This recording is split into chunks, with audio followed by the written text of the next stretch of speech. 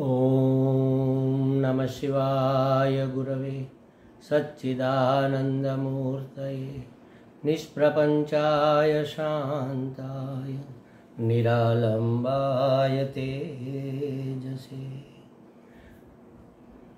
विश्वं दर्पणदृश्यमान नगरी तुल्यन्निजान्तर्गतम् पश्यन्नात्मनि मायया बहिरिवोद्भूतं यथा निद्रया यत्साक्षात् कुरुते प्रबोधसमये स्वात्मानमेवाद्वयम्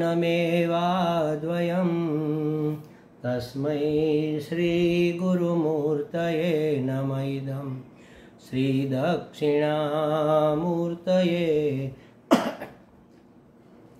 जन्माद्यस्य यतोऽन्वयादितरतः चार्थेष्वभिघ्नस्वराट् तेने ब्रह्महृदाय आदिकवये मुह्यन्ति यत्सूरयः तेजो वारिमृदां यथा विनिमयो यत्र त्रिसर्गो मृषा धाम्ना स्वेन सदा निरस्तकुहकं सत्यं परं धीमहि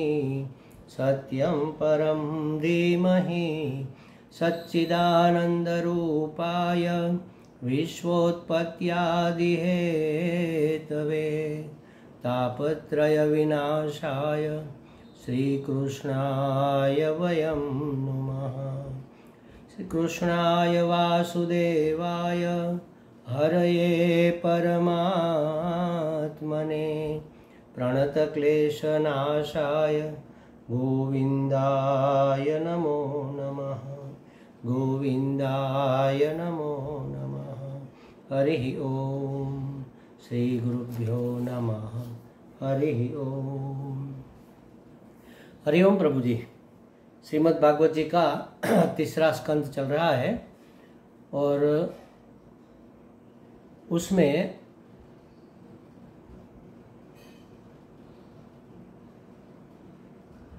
29वें अध्याय में कपिल भगवान अपनी माता देवहूति को भक्ति का और योग का रहस्य बताते हुए कहते हैं कि जब सच्ची भक्ति का उदय होता है तब अपने हृदय में ही भक्ति की धारा बह बह कर भगवत चरण कमलों पर गिरने लगती है।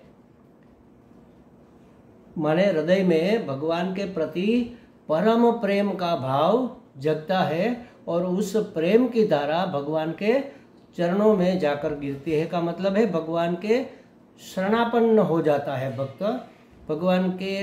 भगवान की प्रपत्ति स्वीकार करता है, शरण स्वीकार करता है और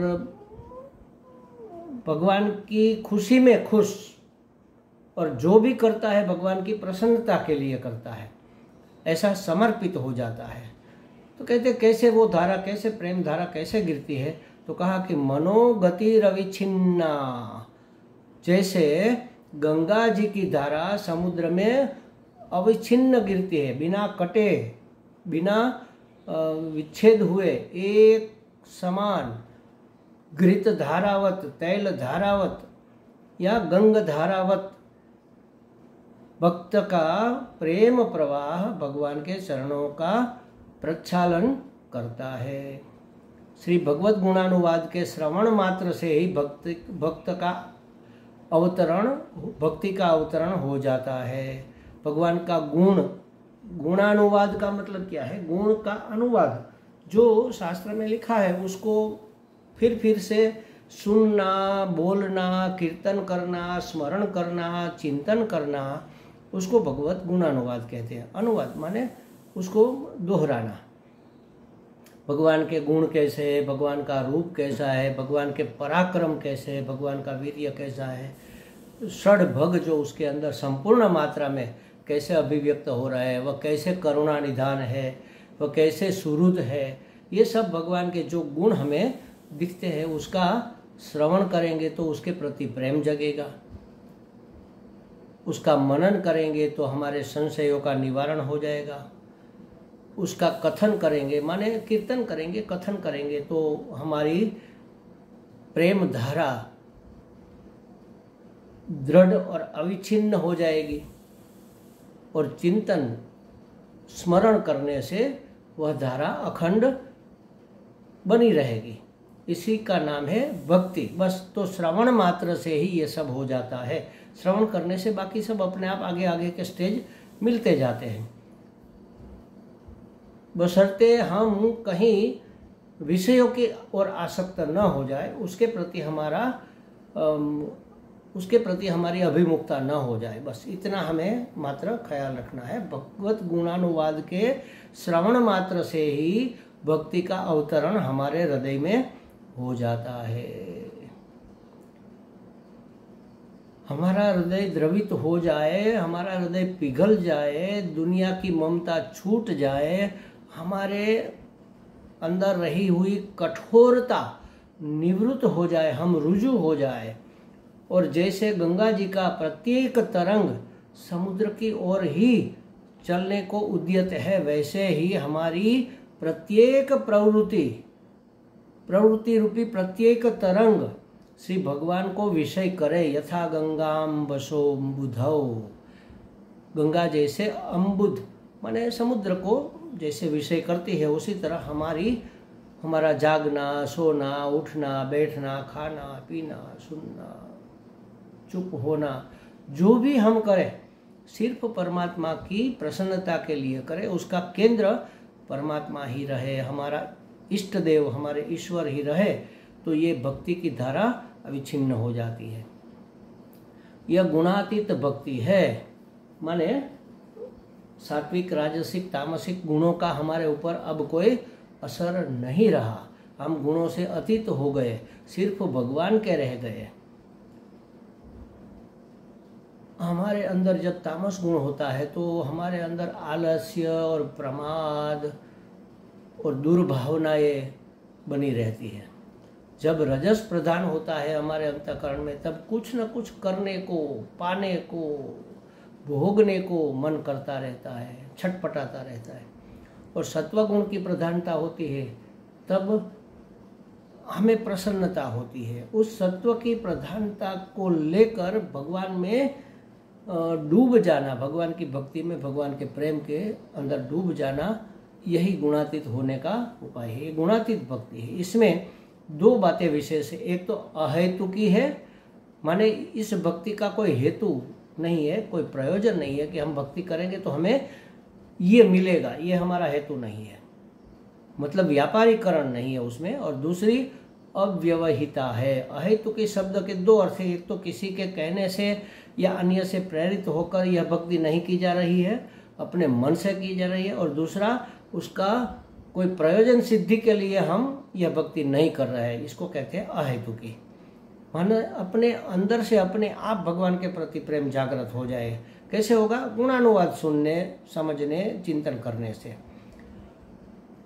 तो माने अन्य से प्रेरित नहीं और अन्य कोई प्रयोजन नहीं, इसको कहेंगे अहेतुकी। और अव्यवहिता का अर्थ है व्यवधान रहित, अवच्छिन्न, टूट कर, रुक कर नहीं, लेकिन बिल्कुल लगातार धारा प्रवाहवत। और धारा भी कैसी?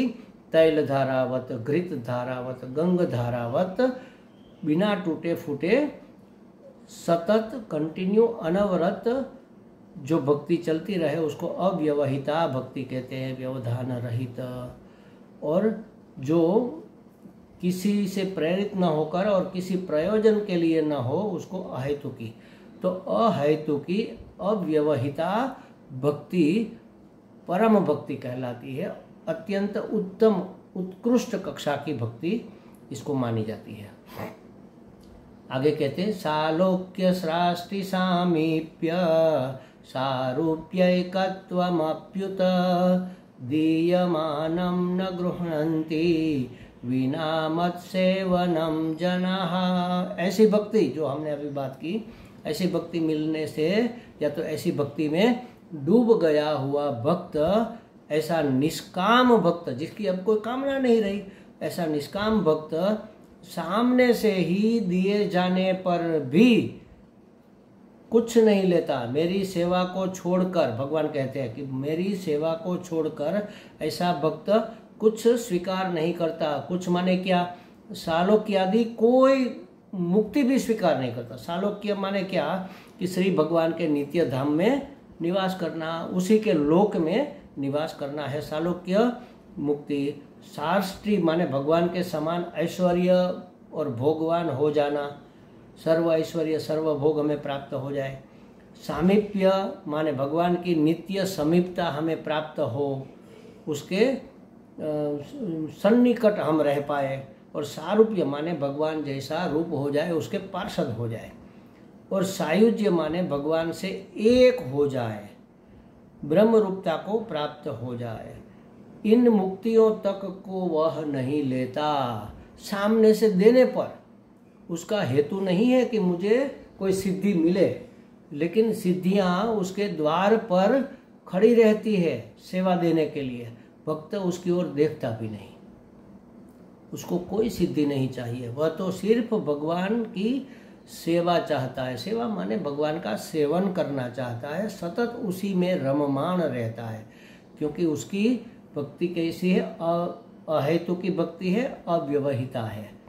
उस भक्ति का कोई हेतु नहीं है कि भाई यह सिद्धि प्राप्त करनी इसलिए भक्ति करते हैं, ऐसा कोई हेतु नहीं है। या तो किसी से प्रेरित भी नहीं है कि भाई ऐसा करो तुम्हारा फायदा हो जाएगा, तो उसके अनुसार प्रेरित होकर भी नहीं कर रहा। और अव्यवहिता माने वो व्यवधान रहित है, कंटिन्यू है, लगातार है। ऐसा भक्त सामने से, अगर भगवान स्वयं सामने से दे कि चलो हम तुम्हें ये सिद्धि देते हैं, तो कहेगा कि भगवान हमें कोई सिद्धि नहीं चाहिए, आपका स्मरण सतत बना रहे, हम आप में ही रममाण रहे, बस इतना ही चाहते हैं। भगवत सेवा के लिए ऐसी मुक्ति का भी तिरस्कार कर देने वाला वह भक्त योगी ही है। योग माने जुड़ना, भगवान से जुड़ गया ये भक्त योगी, भक्ति योगी। जैसे कर्म योगी वैसे ये भक्ति योगी। और ज्ञान को प्राप्त होता है वह ज्ञान योगी। ज्ञान के माध्यम से भगवान से जुड़े रहने वाला, ज्ञान के माध्यम से भगवान से जुड़ता है और जुड़ा रहता है, वह है ज्ञान योगी। भक्ति के माध्यम से भगवान से जुड़ता है और जुड़ा ही रह जाता है, वह है भक्ति योगी। और कर्म मार्ग से भगवान से जुड़ता है और जुड़ा ही रहता है, वह है कर्म योगी। कोई भी कर्म करेगा भगवान के लिए करेगा, परमात्मा की प्रसन्नता के लिए करेगा, तो ये कर्म योगी है। और कोई भी कर्म करेगा भगवान की प्रसन्नता के लिए करेगा, भगवान की सेवा के लिए, भगवान का स्मरण बना रहे, भगवान का प्रेम प्राप्त हो, इसलिए करेगा, तो वह भक्ति योगी। और कोई भी कर्म करे चाहे न करे, भगवान के साथ एक हो जाएगा, अहम ब्रह्मास्मि का अनुभव कर लेगा, वह है ज्ञान योगी।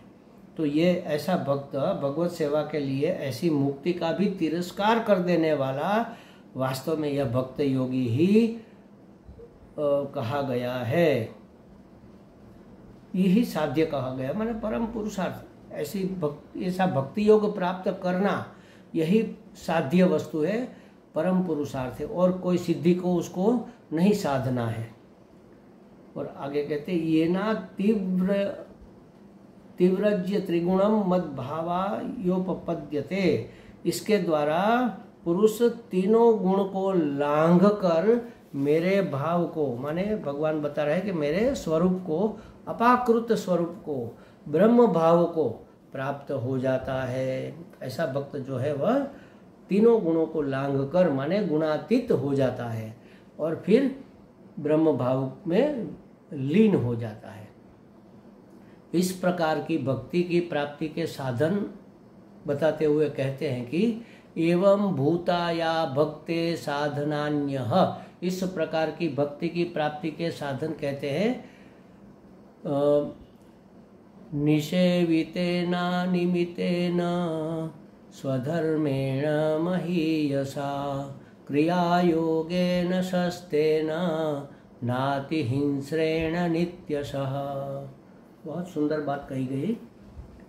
अनिमित्तेन माने कोई निमित्त के रहते हुए नहीं, कोई कामना के रहते हुए नहीं, कोई सभी कामना से रहित माने निष्काम भाव से, अनिमित्तेन माने निष्काम भाव से, महीयसा माने श्रद्धापूर्वक, महत्तापूर्वक, श्रद्धापूर्वक, सस्तेन माने प्रशंसनीय नित्य नैमित्तिक कर्तव्यों का पालन करता हुआ, माने स्वधर्म का पालन करता हुआ, जिस आश्रम में और जिस वर्ण में वह अभी है, जिस अवस्था में है, वहाँ का जो धर्म है वह स्वधर्म का पालन करता हुआ, नित्य और नैमित्तिक कर्मों का पालन करता हुआ, स्वधर्म का पालन करता हुआ, निष्काम भाव से श्रद्धा पूर्वक नित्य प्रति हिंसा रहित उत्तम क्रिया योग का अनुष्ठान करने से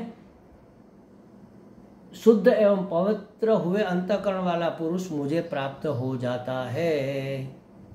क्या कहा देखो, निष्काम भाव माने कोई कामना नहीं है, इसके पीछे कोई हेतु नहीं है, कोई सिद्धि नहीं चाहिए, श्रद्धापूर्वक है और स्वधर्म का पालन करता है, और महत्व की बात कही, नित्य प्रति हिंसा रहित होकर उत्तम क्रिया योग करता है।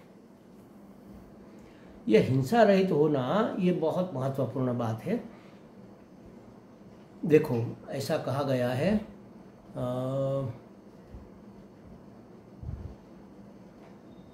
अहिंसा परमो धर्म,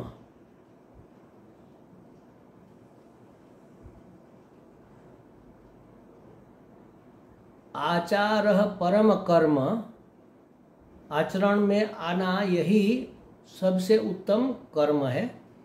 अहिंसा परमो धर्म, अहिंसा परम धर्म है। परम धर्म का मतलब क्या है? परम का मतलब है किसी स्थान से जो मर्यादित नहीं है, किसी काल से जो मर्यादित नहीं है, किसी वस्तु या परिस्थिति से जो मर्यादित नहीं है, सीमित नहीं है, ऐसा जो है उसको परम कहते हैं। माने सभी धर्म इसके अंदर समाविष्ट हो जाए, इसको कहेंगे परम धर्म। तो अहिंसा परम धर्म है का मतलब हुआ अहिंसा में सभी धर्मों का समावेश हो जाता है। अब देखो अहिंसा किसको कहेंगे, इसके बारे में कई बार चर्चा हो गई है, फिर भी इसको बार बार स्मरण कर लेना चाहिए। हम शरीर से किसी को चोट नहीं पहुंचाएंगे, किसी को मारेंगे नहीं, मार डालेंगे नहीं, इसको कहेंगे अहिंसा। हिंसा नहीं करना शरीर के द्वारा, वाणी के द्वारा हिंसा न करना, ऐसे कठोर शब्द नहीं बोलेंगे कि कोई हर्ट हो जाए, गाली गलौच नहीं करेंगे, किसी का अपमान नहीं करेंगे, किसी का तिरस्कार वाणी से नहीं करेंगे, धुतकारेंगे नहीं, तो ये अहिंसा हो गई। किसी के प्रति दुर्भाव नहीं रखेंगे, ये भाव से भी होने वाली हिंसा का त्याग हो गया, भावमय अहिंसा हो गई। हमारे मन में किसी के प्रति कोई दुर्भाव न हो। विशेष विशेष भोग की इच्छा भी हिंसा है। अपने हक से ज्यादा प्राप्त कर लेना, अपने परिश्रम से, अपनी मेहनत से ज्यादा प्राप्ति की अपेक्षा रखना भी हिंसा है। हम जहाँ नौकरी या काम धंधा करते हैं उसमें हमारा जो मिलने का शुल्क है उससे ज्यादा की अपेक्षा रखना, ये हिंसा है। समझो कि हम किसी फल वाले के पास गए फल लेने के लिए, हमने कहा कि भाई ये अमरूद हमें 1 किलो दे दो, तो वो तराजू में तोल कर हमें अमरूद दे रहा है 1 किलो, नेट 1 किलो हो गया। हमने कहा अरे भाई ये घी की तरह क्यों तोल रहे हो, एक आध और डाल दो एक्स्ट्रा। तो उसने बेचारे ने संकोचवश 1 अमरूद और डाल दिया।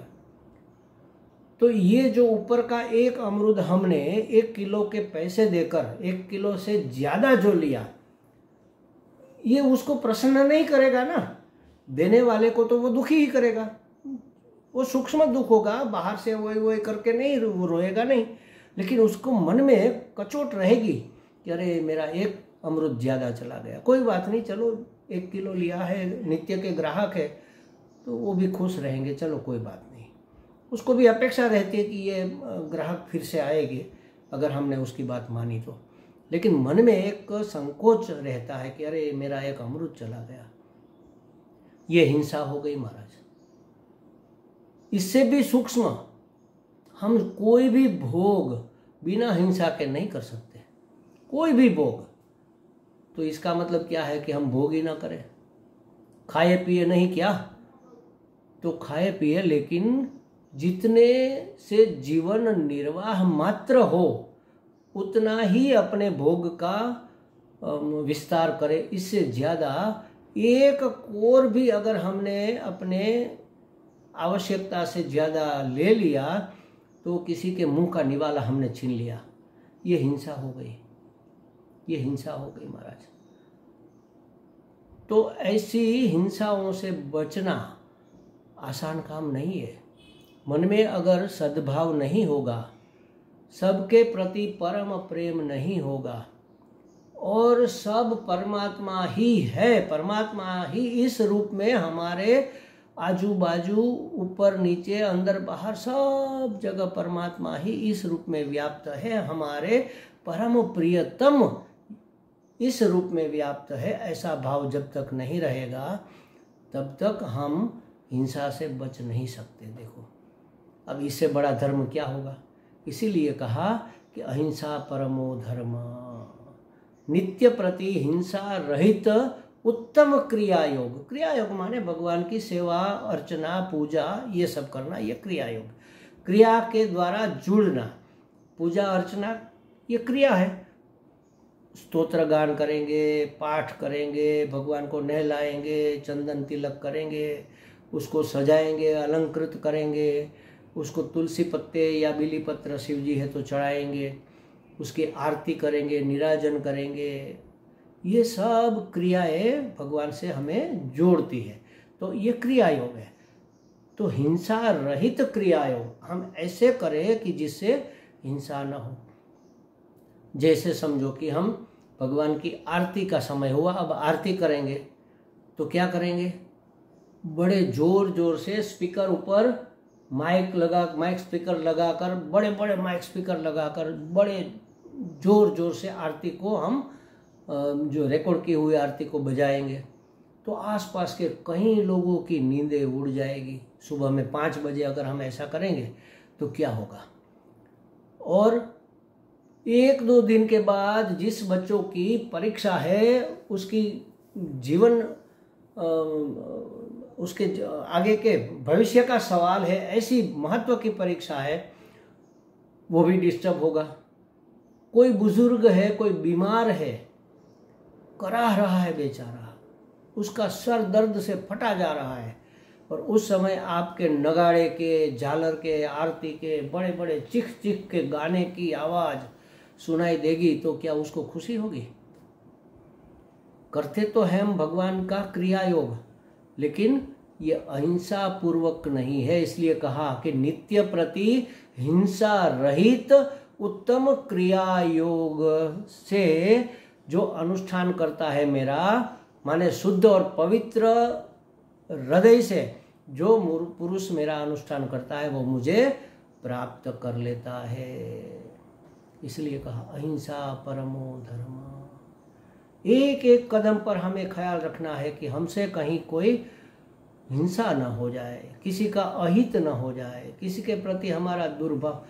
शास्त्र में तो यहाँ तक कहा है कि तुम जिसका तिरस्कार करोगे वो तुम्हारा भी तिरस्कार कर देगा। और उस तुम जिसका में व्यक्ति, वस्तु, पदार्थ, परिस्थिति सब आ जाता है। दरवाजे को जोर से खड़ाक कर बंद करेंगे, चप्पल इस तरफ उड़ाकर फेंक देंगे। हम छोटे थे जब स्कूल से आते थे, दफ्तर हमारा बैग, स्कूल बैग हम ऐसे फेंक देते थे और खेलने के लिए चले जाते थे। तो ऐसे अपनी चीज़ों को, अपनी वस्तुओं का भी अनादर करेंगे तो वो भी हमारा अनादर कर देगी, माने सही समय में सही उपयोग में नहीं आएगी, या तो हमें उनसे परेशान होना पड़ेगा। ये सृष्टि का विधि का विधान है। किसी व्यक्ति का हम तिरस्कार करेंगे तो वो भी क्या हमारे लिए सद्भाव रखेगा? नहीं, ये हिंसा है। तिरस्कार हो जाना किसी का व्यक्ति का हो चाहे वस्तु का हो, चाहे प्राणी का हो चाहे पदार्थ का हो, चाहे किसी भी जीव जंतु का हो, पेड़ पौधे का हो, तिरस्कार हो गया, ये हिंसा हो गई। चले जा रहे हैं बगीचे में, बिना मतलब के पत्ता तोड़ते जाते हैं। अरे भाई, पत्ता तोड़ के तुम्हें करना क्या है? ये हिंसा हो गई। उस पेड़ पौधे को भी दर्द होता है, फूल पत्ते तोड़ते हैं तो। पहले के ज़माने में तो वैद्यराज भी अगर पत्ते लेने के लिए जाते दवाई के लिए, तो पहले इनविटेशन देकर आते, प्रार्थना करके आते कि भाई हम एकादशी को आएंगे, आपके 10-12 पत्ते हम चूंट के ले जाएंगे, इनसे हम दवाई बनाएंगे और किसी रोगी का इससे उपचार करेंगे, उसको दर्द से मुक्त करेंगे। आप कृपा करके आप अपने पत्ते हमें दीजिए, हम एकादशी को आएंगे। तिलक करके जाते हैं, एकादशी को पूजन करके फिर पत्ते तोड़ते हैं और उनसे वो दवाई बनाते हैं, तब वह दवाई इफेक्टिव होती थी। आजकल क्यों आयुर्वेद की दवाई इफेक्टिव नहीं होती? क्योंकि कोई हिंसा अहिंसा का भाव हमने ध्यान में ही नहीं रखा ना। उसमें भी जीव है, उसमें भी चेतन है। हर एक वस्तु में चेतन तो है, लेकिन कहीं अभिव्यक्त है, कहीं अव्यक्त है। तो अहिंसा परमो धर्म, ऐसे अहिंसा रहित होकर उत्तम क्रियायोग का अनुष्ठान करने से शुद्ध और पवित्र अंतःकरण हो जाता है। और ऐसा शुद्ध और पवित्र अंतःकरण वाले साधक को मेरी प्राप्ति हो जाती है। ऐसा भगवान यहाँ पर अपनी माता देवहूति को कहते हैं कि तुम ऐसा करो। अगर तुम्हें परमात्मा प्राप्ति करनी है तो अहिंसा को परम धर्म के रूप में स्वीकार करके अपना जीवन इतना रुजु, इतना सरल बनाओ, किसी कामना से नहीं और खंडित भाव से भी नहीं, अहेतुकी अव्यवहिता भक्ति इस प्रकार से करो, इस प्रकार से क्रिया योग करो, नित्य प्रति करो। आज किया कल नहीं, ऐसा नहीं, नित्य प्रति, डेली। और मैं तो कहता हूँ हर दम पे उसकी वीणा बजती रहे, हमारे सांस सांस में वह रमा रहे। सांस आती है राम, सांस जाती है राम, आती है राम, जाती है राम। एक एक कदम चलते हैं, एक कदम राम, दूसरा कदम राम। राम चाहे कहो, श्याम कहो, शिव कहो, आपका जो भी इष्ट देव है, उसकी जिसकी भी प्रति आपको प्रेम है, भक्ति है, उसका स्मरण छूटे नहीं। नित्य प्रति हिंसा रहित उत्तम क्रिया योग दिन रात करने से, पंचरात्र आदि पूजा विधि को क्रिया योग कहते हैं। ऐसा करने से, ऐसे अनुष्ठान करने से हृदय कैसा हो जाता है? शुद्ध और पवित्र हो जाता है। ऐसे शुद्ध और पवित्र रुजु हृदय वाले को मेरी प्राप्ति आसानी से हो जाती है, सहज हो जाती है। ऐसा भगवान यहाँ कहते हैं। आगे की बात फिर करेंगे। ओम पूर्णमदः पूर्णमिदं पूर्णात् पूर्णमुदच्यते पूर्णस्य पूर्णमादाय पूर्णमेवावशिष्यते। ओम शांति शांति शांति। हरि ओम। श्री गुरुभ्यो नमः। हरि ओम।